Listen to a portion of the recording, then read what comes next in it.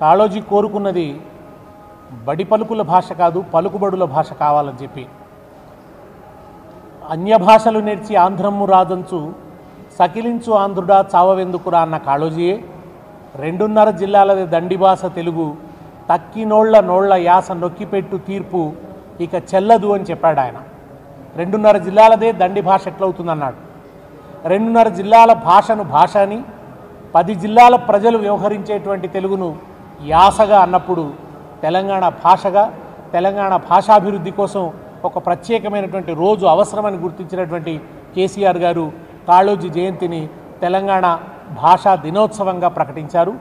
అంతేకాకుండా కాళోజీ స్ఫూర్తి సాహిత్య లోకంలో నిరంతరం వర్ధిల్లాలని చెప్పి, కాళోజీ ఆదర్శాలు ఇక్కడి మనుషుల వ్యక్తిత్వాల్లో సంలీనం కావాలని చెప్పి, తెలంగాణ విలువలు అంటే కాళోజీలో ఉన్నటువంటి కలివిడితనం కావచ్చు, కాళోజీలో ఉన్నటువంటి ఉదారవాదం కావచ్చు, కాళోజీలో ఉన్నటువంటి ధిక్కార చైతన్యం కావచ్చు,